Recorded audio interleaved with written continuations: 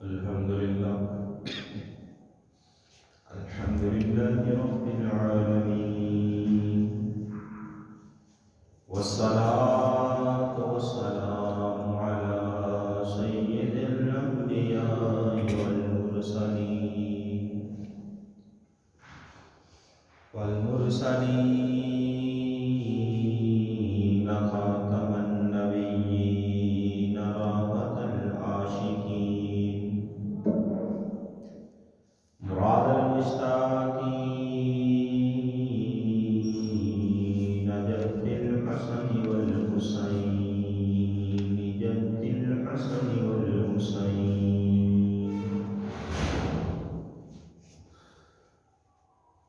اوپر والے اسپیکر کی آواز بڑے معلوم سے تھوڑی کم کرو. جد الحسن والحسين جد الحسن والحسين وعلى آله وأصحابه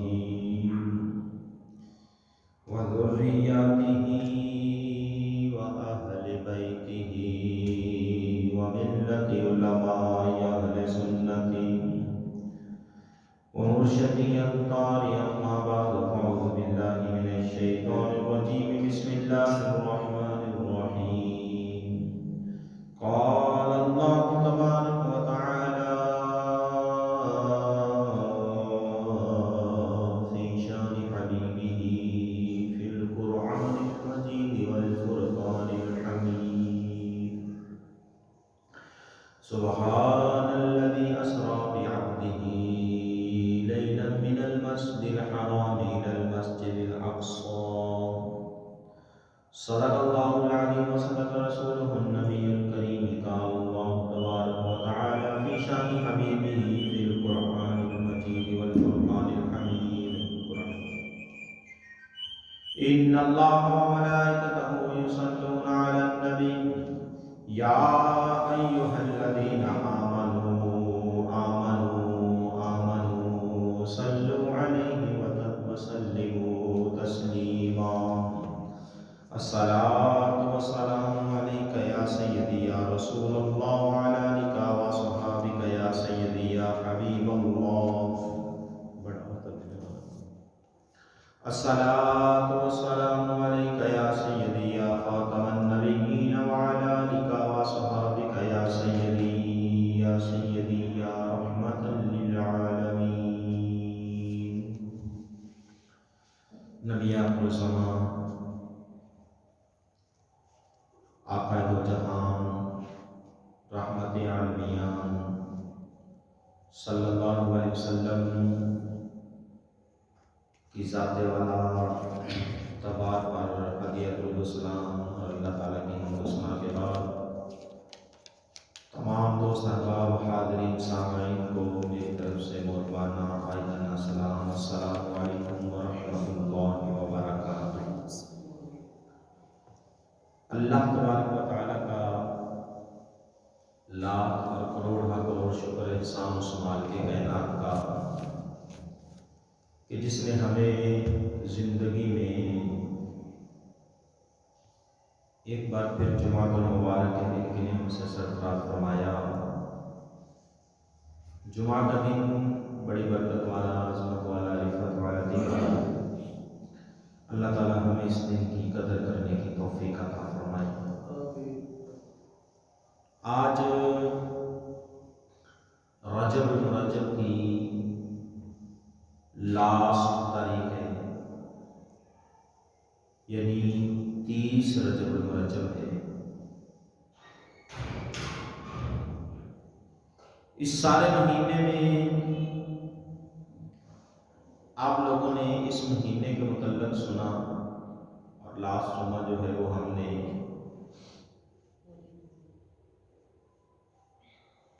آقا نامدار مدینے کے تاجدار صلی اللہ علیہ وسلم کی معراج کے متعلق کچھ سنا تھا. تو آج انشاءاللہ کچھ معراج کی باتیں سنیں گے، کچھ آقا کے مہینے کی باتیں سنیں گے.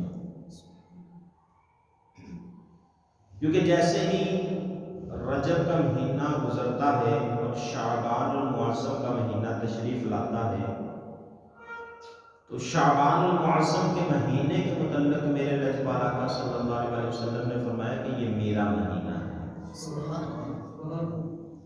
یہ میرا مہینہ ہے۔ تو انشاءاللہ آقا صلی اللہ علیہ وسلم اس مہینے میں کیا کرتے تھے اور ہمیں کیا کرنا چاہیے،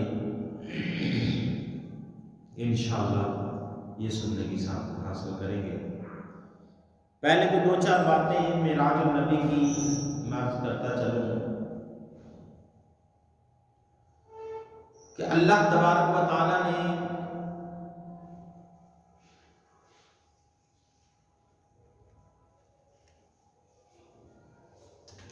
قرآن مجید فرقان حمید میں ارشاد فرمایا سبحان الذی اسری بعبدہ لیلا من المسجد الحرام الی المسجد الاقصی، کہ پاک ہے وہ ذات جو لے گئی اپنے بندے کو راتوں رات، پاک ہے وہ ذات جس نے سیر کروائی اپنے بندے کو رات کے تھوڑے حصے میں مسجد حرام سے مسجد اقصی تک۔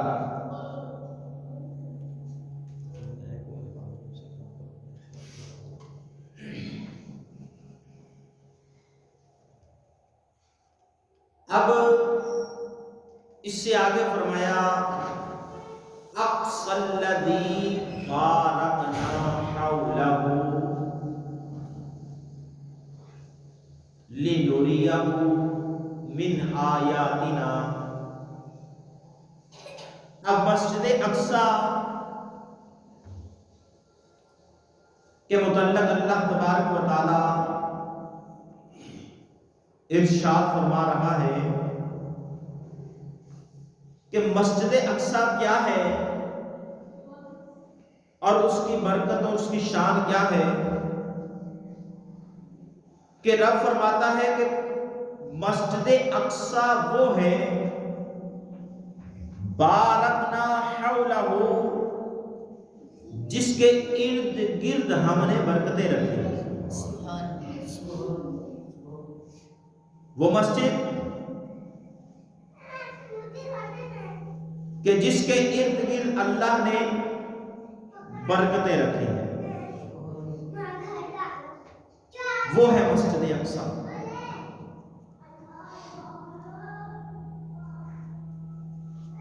اب سوال یہ پیدا ہوتا ہے، نیچے بیس والا بٹن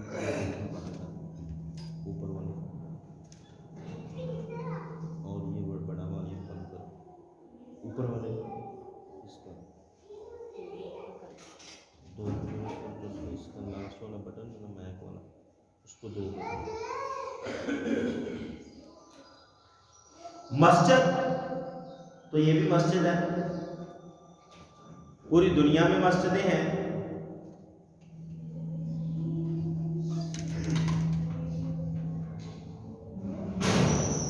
اوپر والے اسپیکر کا جو ہے میک والا والا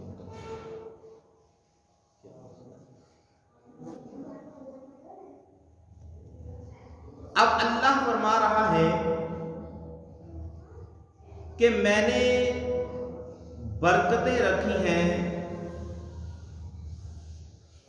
مسجد اقصی کے ارد گرد۔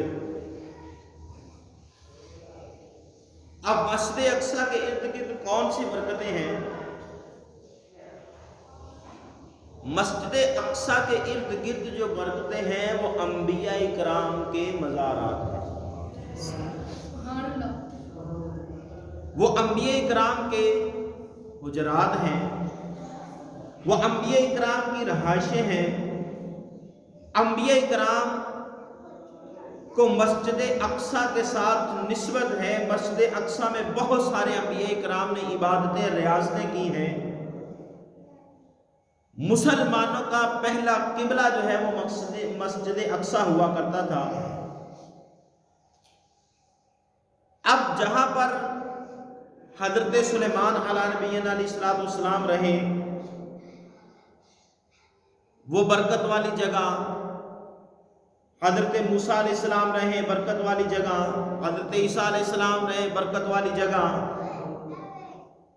اب مسجد اقصیٰ کے قریب انبیاء کرام کی قربت والی چیزیں جو ہیں وہ ہیں، تو وہ قربت والی چیزیں جو ہیں وہ برکت والی ہیں، تو پتہ چلا جہاں پر اللہ کے نیک بندے تشریف فرما ہوتے ہیں، جہاں پر اللہ کے نیک بندے آ جاتے ہیں، جہاں پر اللہ کے نیک بندوں کے ساتھ منسوب چیزیں ہوتی ہیں، اللہ ان میں برکت عطا فرما دیتا ہے۔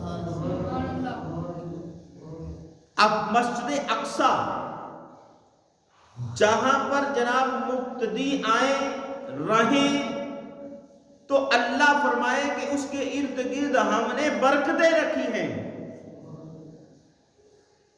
مقتدیوں کی آنے کی جگہ پر برکتیں ہوں تو پھر جو امام الانبیاء ہیں، آپ جس مسجد کے اندر تشریف فرما ہے، سوچیں اللہ نے اس جگہ پر کتنی برکتیں نازل فرمائی، وہ کیسی برکت والی جگہ ہوگی جہاں پر امام الانبیاء تشریف لائے ہوں، جس جگہ کو امام الانبیاء کے ساتھ نسبت ہو جائے، اللہ اس میں کتنی برکتیں عطا فرمائے گا۔ اور اللہ فرماتا ہے بارکنا حولہ لنریہ من آیاتنا، اور ہم اسے اپنی عظیم نشانیاں دکھائیں۔ کسے؟ اللہ نے فرمایا کہ ہم نے سیر کروائی اپنے بندے کو مسجد حرام سے مسجد اقصیٰ تک۔ مسجد اقصیٰ کیا ہے؟ کہ مسجد اقصیٰ وہ مسجد ہے کہ جس کے ارد گرد ہم نے جو ہے وہ برکتیں رکھی ہیں، اور ہم نے اسے اپنی عظیم نشانیاں دکھائی۔ وہ عظیم نشانیاں کس کو دکھائی؟ وہ امام الانبیاء کو دکھائی، وہ آپ کے اور میرے کریم آقا لجپال آقا صلی اللہ علیہ وسلم کو وہ عظیم نشانیاں دکھائی۔ وہ عظیم نشانیاں کیا ہیں؟ وہ مسجد اقصیٰ کے اندر، اور بلکہ مسجد اقصیٰ خود ایک اللہ کی عظیم نشانیوں میں سے نشانی ہے۔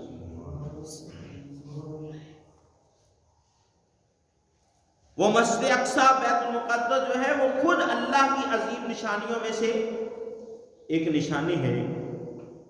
اور اللہ آگے فرماتا ہے انہ هو السمیع البصیر، بے شک وہ سنتا اور دیکھتا ہے۔ کون؟ اللہ تبارک و تعالی جو ہے وہ سنتا بھی ہے اور دیکھتا بھی ہے۔ جو تم بولتے ہو وہ بھی سنتا ہے، جو تم کرتے ہو وہ دیکھتا بھی ہے۔ کاش کہ ہمیں اگر یہ بات سمجھ آ جائے کہ میرا رب ہر بات کو سنتا ہے، ہر چیز کو سماعت کرتا ہے، حتیٰ کہ دروازے کے بند ہونے کے اندر جو آواز پیدا ہوتی ہے اس آواز کو بھی سنتا ہے، ہمارے دل کے دھڑکنے کی آواز کو بھی سماعت کرتا ہے، اور ساتوں زمینوں کی تہ کے اندر جو چیز ہے اللہ اسے بھی دیکھتا ہے۔ اس دیکھنے سے مجھے ایک واقعہ یاد آیا۔ بابا فرید الدین گنج شکر رحمۃ اللہ تعالی علیہ آپ کے پیر و مرشد ہے، آپ ان کے پاس رہتے تھے، بڑی خدمت کرتے تھے، تو دوسرے شاگرد جو ہیں وہ اعتراض کرتے تھے، جی استاد جی پیر صاحب آپ اس پہ بڑی توجہ دیتے ہیں، ہم پہ توجہ نہیں دیتے۔ تو استاد کہتے تھے کہ آپ میں اور ان میں بڑا فرق ہے۔ جو مقام اس بچے کا فرید الدین کا ہے وہ تمہارا نہیں ہے، جو علم عقل اس بچے کے پاس ہے تمہارے پاس نہیں ہے۔ اب کلاس فیلو کوئی بھی ہو تو کلاس فیلو کو آپس میں ایک دوسرے سے جالس ہوتی ہے، یار یہ آگے کیوں جا رہا ہے، اس پہ استاد نے بڑی نظر رکھی ہے، اس پہ بڑی شفقت ہوتی ہے، اس کو بڑا اطاع کیا جاتا ہے، مجھے کیوں نہیں دیا جاتا۔ ایک دن استاد نے کہا اچھا آپ لوگوں کا آج امتحان ہے۔ کیا امتحان ہے؟ استاد نے سب اسٹوڈنٹ کو، آپ کے پیر و مرشد نے سب مریدوں کو ایک ایک چھری دی اور ایک ایک مرغی دی، کہا جاؤ تمہارے پاس آج کا سارا دن ہے، اس مرغی کو وہاں ذبح کر کے لانا ہے جہاں کوئی نہیں دیکھتا،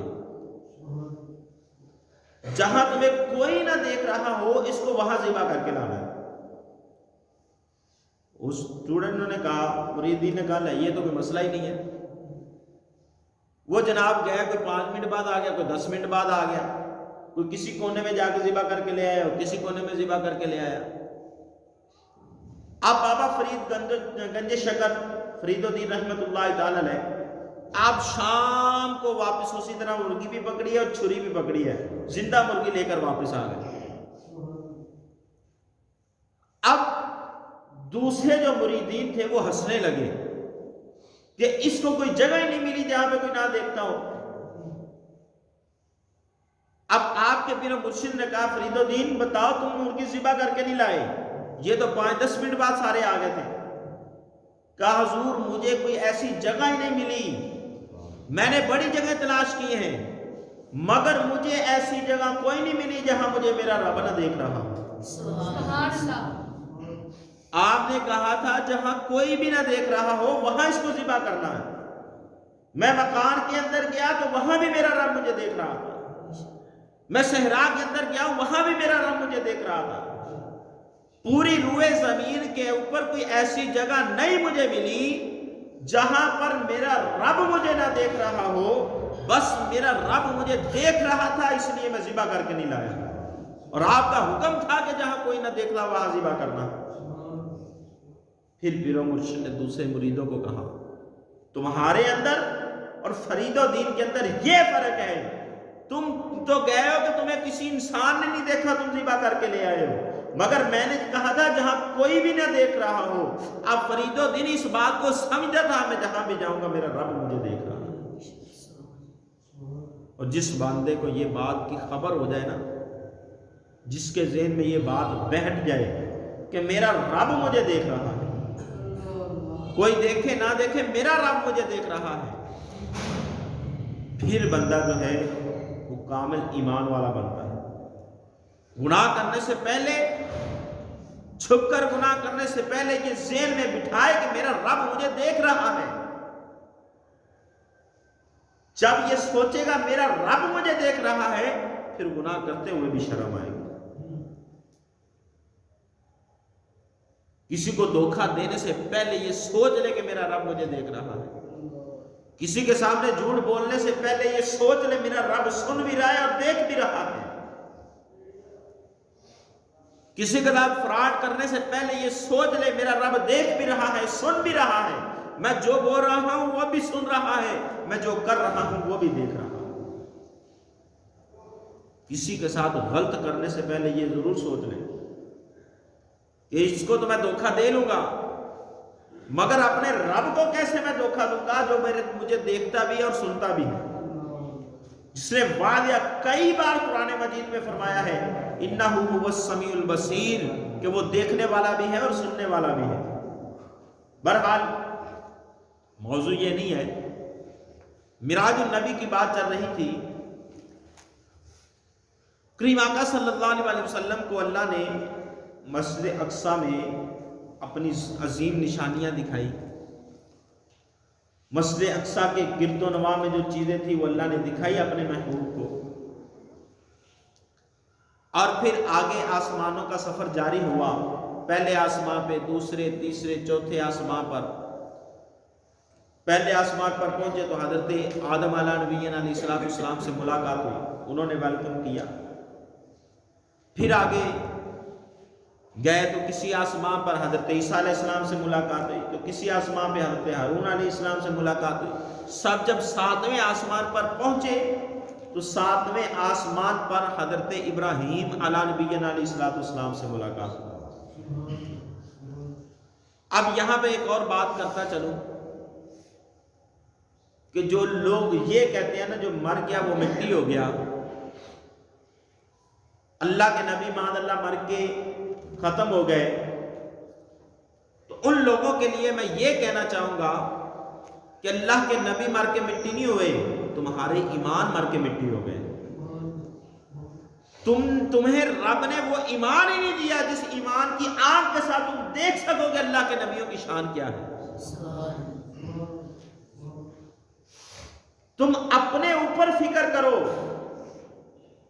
کیوں کہ اللہ کے جو نبی ہیں وہ اپنی قبروں کے اندر، قبور کے اندر حیات ہیں، وہ لوگوں کی باتیں سنتے ہیں۔ میرے کریم آقا نے فرمایا کہ معراج کی رات جب میں حضرت موسیٰ علیہ السلام کی قبر کے قریب سے گزرا تو میں نے یہ دیکھا کہ موسیٰ علیہ السلام اپنی قبر کے اندر رب کی نماز پڑھ رہے ہیں۔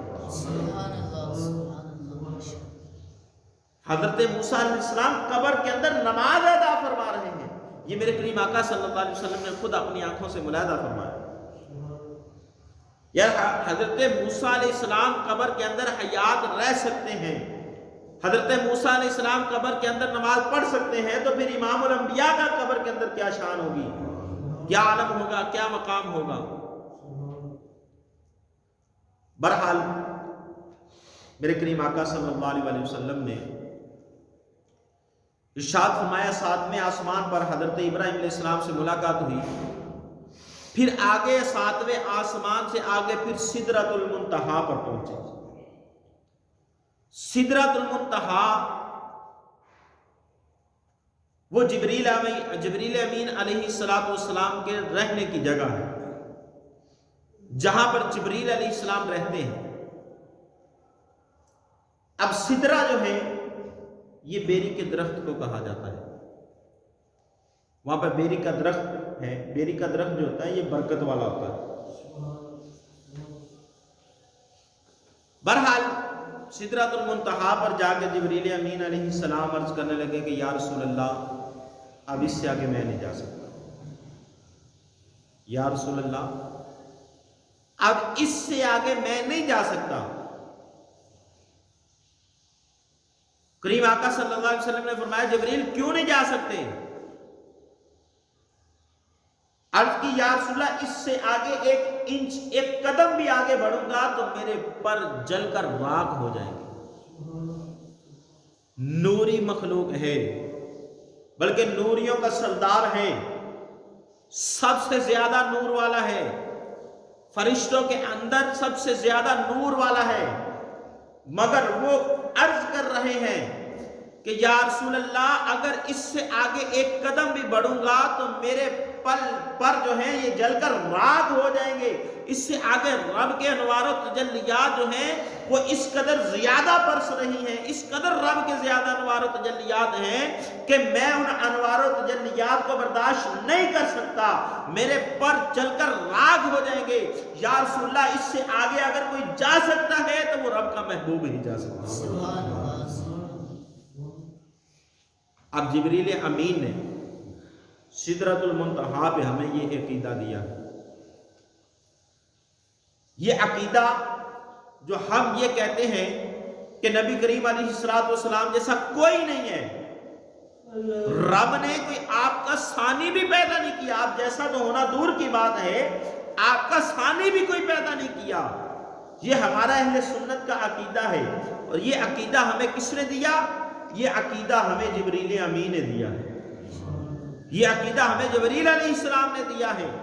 سدرۃ المنتہا کے مقام پر رک کر جبریل نے ہمیں بتا دیا کہ یا رسول اللہ اس سے آگے میں اس وجہ سے نہیں جا سکتا کہ میں آپ جیسا نہیں، میں آپ جیسا نہیں ہوں، اور آپ اس سے آگے اس وجہ سے جا رہے ہیں کہ آپ مجھ جیسے نہیں ہیں۔ جس سے آگے جائیں تو جل جائیں پر جبریل کے، جس سے آگے جائیں تو جل جائیں پر جبریل کے، اس سے آگے جانا دیکھا آپ کی نالے۔ یا رسول اللہ اس سے آگے تک جانا ہم نے دیکھا ہے کہ آپ نالائشی فہم کے ساتھ اس سے آگے تک گئے۔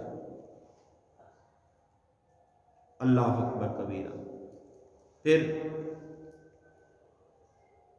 سدرۃ المنتہا سے میرے کریم آقا صلی اللہ علیہ وسلم آگے بڑھے، لامکان تک پہنچے۔ اب لامکان کیا ہے کوئی نہیں جانتا۔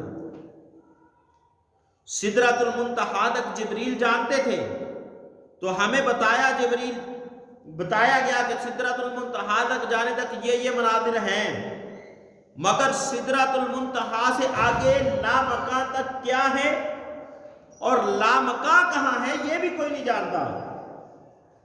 لامکان کیا ہے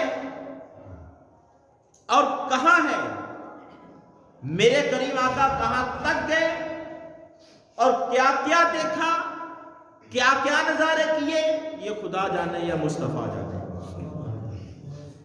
یہ محبوب جانے اور محب جانے۔ خدا جانے کہ رب خدا نے اپنے محبوب کو کیا کیا دکھایا ہوگا، اور مصطفیٰ جانے کہ کیا کیا دیکھا ہوگا۔ بہرحال جب اللہ تبارک و تعالیٰ کی بارگاہ میں کریم آقا صلی اللہ علیہ وسلم حاضر ہوئے، اللہ تبارک و تعالیٰ کے ساتھ ہم کلام ہوئے، سلام ہوا، دعا ہوئی، تو اللہ تبارک و تعالیٰ نے اپنے محبوب علیہ السلام کو ایک تحفہ عطا فرمایا۔ وہ تحفہ ہم بچپن سے سنتے آ رہے ہیں، کیا تحفہ ہے؟ نماز کا تحفہ عطا فرمایا۔ اور نماز اللہ نے فرمایا کہ محبوب تیری معراج یہ ہے کہ تو نے مجھے دیکھا، اور اس معراج کی رات ملاقات کے دوران میں تجھے ایسا تحفہ عطا کر رہا ہوں جو تیرا امتی اس کو اپنا لے گا اس کی معراج ہو جائے گی۔ سبحان اللہ۔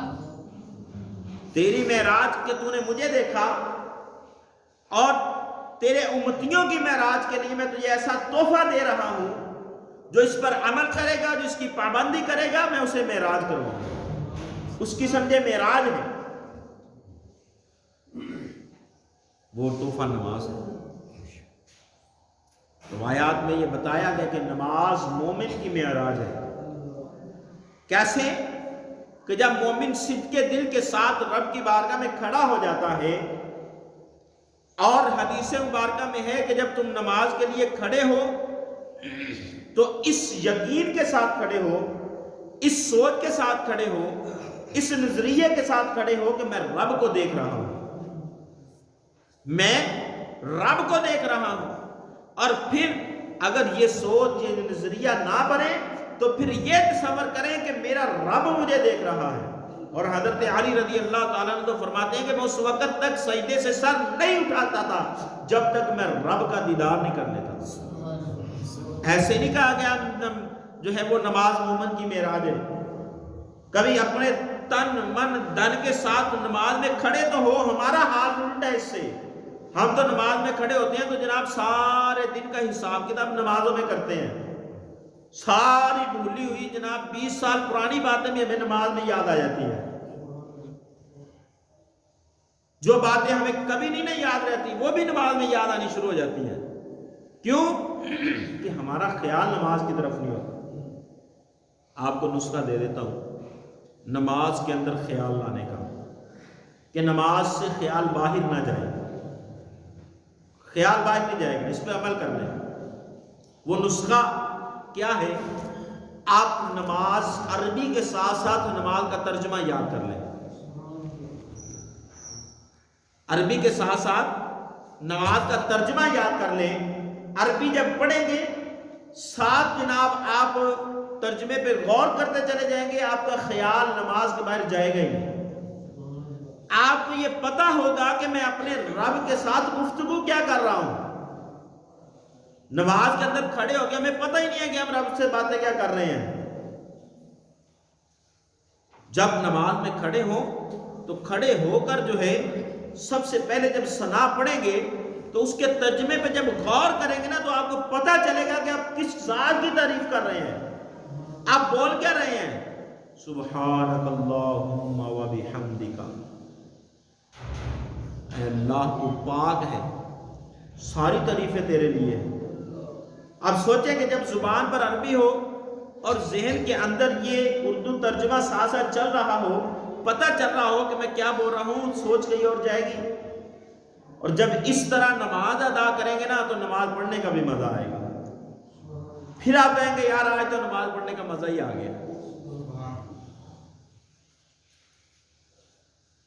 یہ نماز میں دل لگانے کا ایک سمجھے کہ نسخہ ہے، توجہ نماز میں رکھنے کا نسخہ ہے۔ بہرحال اللہ نے اپنے محبوب علیہ السلام کو 50 نمازوں کا تحفہ دیا۔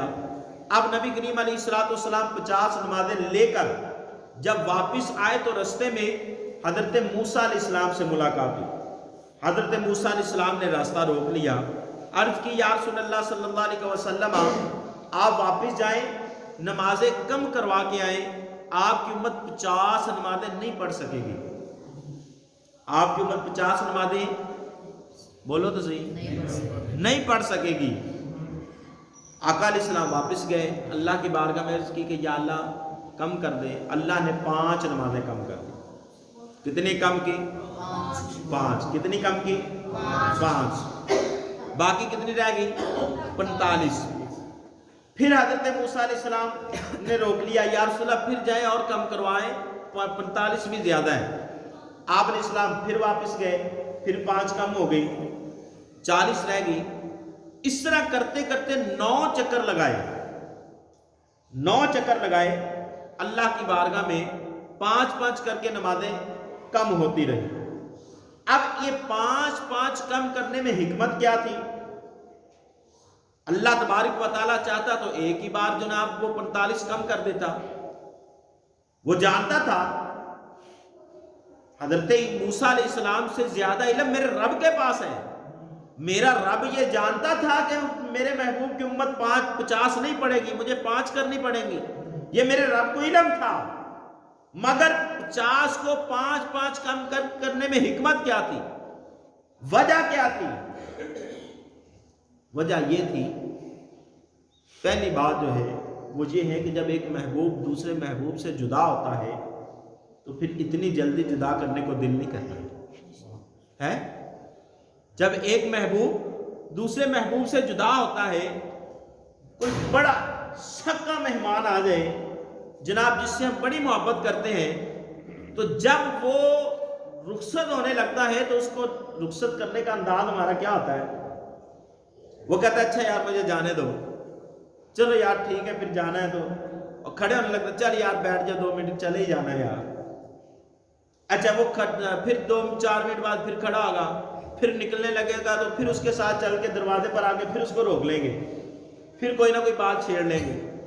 یعنی وہ جاتے جاتے ہماری کوشش ہوتی ہے کہ یار اس سے کوئی 2-4 باتیں ہو ہی جائیں، پھر پتہ نہیں اس نے کب آنا ہے۔ تو اللہ تبارک و تعالیٰ اپنے محبوب کو اپنے محبوب سے محبت کرتا ہے، اور آقا علیہ السلام اللہ سے محبت کرتے ہیں، اور اس لیے 2 ذاتوں کی 2 محبوبوں کی آپس میں جب ملاقات ہوئی تو میرا رب یہ چاہتا تھا کہ میرا محبوب بار بار میرا دیدار کر لے، بار بار میرا دیدار کر لے۔ اور دوسری حکمت اور دوسری بات جو علماء کرام نے بیان فرمائی وہ یہ ہے کہ حضرت موسیٰ علیہ السلام کو کوہ طور پر اللہ تبارک و تعالیٰ نے ڈائریکٹ اپنی ایک تجلی دکھائی، مگر وہ دیکھی نہیں گئی، وہ دیکھی نہیں گئی۔ موسیٰ علیہ السلام بے ہوش ہو گئے، وہ تھی ڈائریکٹ ایک تجلی، تاب نہیں تھی موسیٰ علیہ السلام کے پاس دیکھنے کی۔ مگر جب اللہ کے محبوب علیہ السلام اللہ سے ملاقات کر کے واپس تشریف لائے تو حضرت موسیٰ علیہ السلام نے جب اللہ کے انوار و تجلیات با وسیلہ مصطفیٰ علیہ السلام کے وسیلے سے اللہ کے انوار و تجلیات کی زیارت کی تو موسیٰ علیہ السلام بے تاب ہو گئے، اور موسیٰ علیہ السلام کا دل چاہا کہ یا رسول اللہ آپ ایک بار پھر جائیں۔ جب آپ جائیں گے رب کے انوار و تجلیات آپ پر اور برسیں گی، میں اور جی بھر کر دیدار کروں گا۔ حسن مصطفیٰ کے ذریعے حضرت موسیٰ علیہ السلام کو رب نے اپنے انوار و تجلیات کا نظارہ کروایا۔ تو پتہ چلا ایک بات اور پتہ چلی، اگر ہم رب کی ذات کو پانا چاہتے ہیں، اگر ہم یہ چاہتے ہیں کہ ہمیں رب کی معرفت مل جائے، اگر ہم یہ چاہتے ہیں کہ میرا رب راضی ہو جائے، اگر ہم یہ چاہتے ہیں کہ رب کی مجھ پر عطائیں ہو جائیں، تو پھر ہمیں در مصطفیٰ کو تھامنا ہوگا، ہمیں در مصطفیٰ کو تھامنا ہوگا۔ در مصطفیٰ کے بغیر تو رب نے موسیٰ علیہ السلام کو اپنے تجلیات نہیں دکھائی، تو تمہیں کیسے دکھائے گا؟ تم کہتے ہو ڈائریکٹ رب سے مانگو، ڈائریکٹ رب سے مانگو، ڈائریکٹ رب سے مانگنے سے رب نہیں دیتا، یہ مجھ سے لکھوا لو نہیں دیتا۔ اور یہ مت سوچنا کہ اپنی طرف سے بات کر رہا ہوں، اپنی طرف سے کوئی فتویٰ نہیں دے رہا، میں رب کے قرآن کو سامنے رکھ کر، رب کے فرمان کو سامنے رکھ کر، رب کے حکم کے مطابق آپ کو بتا رہا ہوں کہ رب بغیر وسیلے کے، اپنے محبوب کے وسیلے کے بغیر نہیں دیتا۔ اگر رب بغیر وسیلے کے دینا چاہتا ہوتا تو اپنے محبوب کے وسیلے کے بغیر بھی لوگوں کو ایمان دے سکتا تھا، اپنے نیک انبیاء اکرام کے وسیلے کے بغیر بھی لوگوں کو ایمان دے سکتا تھا، مگر نہیں، میرا رب یہ پسند فرماتا ہے کہ میرے پاس جو آئے وہ میرے محبوب کے وسیلے سے آئے، مجھ سے جو مانگے وہ میرے محبوب کے وسیلے سے مانگے، اور جتنا کوئی میرے محبوب کے وسیلے سے مانگے گا میں اس کو اتنا زیادہ عطا فرماؤں۔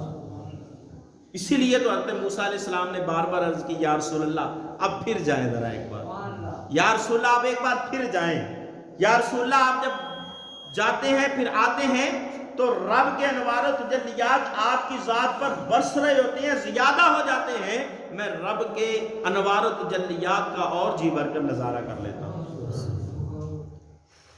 بہرحال اللہ تبارک و تعالیٰ نے 5 نمازیں کم کی، آخر پر 5 نمازیں رہ گئی، تو میرے رب نے فرمایا محبوب اب یہ 5 نمازیں لے جاؤ، تمہارا امتی 5 نمازیں ادا کرے گا میں اسے 50 کا ثواب عطا کروں، 5 ادا کرے گا تو ثواب 50 کا ملے گا۔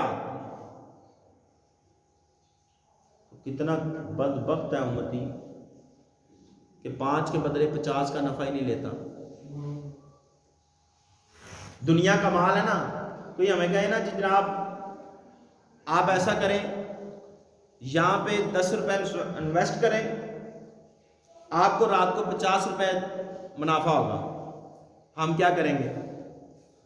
اسی کہاں کہ یار چھڈو 10 کی 100 انویسٹ کر دیو، جیڑی جمع پونجی ہے ساری انویسٹ کر دیو، رات میں جو ہے نا 50 گنا جو ہے نا اس نفع ملنا ہے، ہم جناب وہ ساری انویسٹ وہاں پہ کر دیں گے، اور رات کو ہمیں حقیقت میں 50 گنا نفع بھی ہو جائے تو ہمارا حال کیا ہوگا؟ ہم کہیں گے یار اب یہ جو نفع ہے نا 50,000 آ گیا ہے، اب اس 50,000 کو پھر نفع اس پہ انویسٹ کر دو، اب پکا کنفرم ہے کہ نفع ہونا ہی ہونا ہے۔ تو میرے رب نے فرمایا 5 ادا کرو 50 کا ثواب تمہیں ملے گا، مگر یہ ثواب کی بات ہے، یہ آخرت کی بات ہے، یہ اللہ اس کے رسول کی بات ہے۔ ہم کہتے ہیں چل یار کوئی گل نہیں، کر صاحب ایک پڑھ لی دی صبح فجر دی کدی نہیں چھڈی تے باقی کدی نہیں پڑھیا، فجر دی کدی نہیں چھڈی، فجر پڑھنے تے مغرب پڑھنے، باقی دعا کر دیو ساڈے واسطے، باقی تسی دعا کر دیو۔ میرا بھائی رزق کمانے جاتے ہو، گھر بیٹھ کے کہو نا جی کر صاحب دعا کر دیو رزق آندا رہے ہیں، مال آندا رہے، کر صاحب گھر بیٹھے دعا کر دو مال آندا رہے۔ یار دنیا کے مال کے لیے تم باہر نکلتے ہو، بھاگتے ہو، اور جب اللہ اور اس کے رسول کی بات آتی ہے، دین پر عمل کی بات آتی ہے، پھر کہتے ہو جناب دعا کر دیں۔ کیوں دعا کر دیں؟ دنیا کے مال کے لیے ہم جناب 24 گھنٹے الرٹ رہتے ہیں، اور جناب نمازوں کی باری آئی تو ہمیں جناب تھکاوٹ ہی نہیں اترتی ہماری، ہمارے کپڑے نہیں ٹھیک ہوتے۔ اکثر دوستوں کو بازار میں کہیں نا، مسجد کے سامنے کھڑے ہوں گے، ان کو کہیں نا جی بھائی جی آجو نماز کا ٹائم ہو گیا، اذان ہو گئی ہے، نماز پڑھ لو، کہتے کر صاحب بس دعا فرما دو، میرے کپڑے نہیں ٹھیک، میرے کپڑے نہیں ٹھیک، دعا کرو، بس میں پڑھا کرا گا تو دعا کر دو۔ سارے کپڑوں کی ناپاکی جو ہے نا وہ نماز کے ٹائم میں کپڑوں کی ناپاکی آتی ہے، اور وہی بار کھڑا اگر مسجد میں ختم شروع ہو جائے نا تو وہ جناب بھج کے آ جائے گا، ختم ہے جی، چلو یار کوئی لنگر شریف لگ بھی جائے گا. ہم دیکھتے ہیں ظاہری منافع کو، جو ظاہری منافع ہمیں نظر آتا ہے نا ہم اس کو زیادہ پک کرتے ہیں. اب ثواب آخرت کا منافع ہے، یہ ہمیں مرنے کے بعد نظر آئے گا، اس لیے ہمارا جلدی اس طرف توجہ نہیں آتی، اس طرف ہم جلدی اتنے اس طرف مائل نہیں ہوتے. تو لہذا عرض یہ ہے کہ پیارے بھائیوں، یہ نماز اللہ نے اپنے محبوب کو تحفہ دیا ہمارے لیے. اب اس تحفے کی قدر کرنی ہے ہم نے. اگر اس تحفے کی قدر نہیں کریں گے، آپ ایمانداری سے بتائیں کیا اس تحفے کی قدر نہ کرنے کی وجہ سے کیا رسول اللہ صلی اللہ علیہ وسلم کا دل نہیں دکھے گا کہ یار میں معراج کی رات اللہ سے یہ تحفہ لے کے آئے اور میرے امتیوں نے قدر نہیں کی؟ کیا اللہ کو اس بات پر جو ہے وہ غضب نہیں آئے گا کہ یار ان کو میں نے ایک تحفہ دیا، انہوں نے میرے تحفے کی قدر نہیں کی؟ تو خدا را نماز کی پابندی کریں، خود بھی پابندی کریں، اپنے بچوں کو بھی نماز کا پابند بنائیں. اللہ تبارک و تعالی ہمیں عمل کی توفیق عطا فرمائے. آمین. نبی الامین. جن دوستوں نے سنت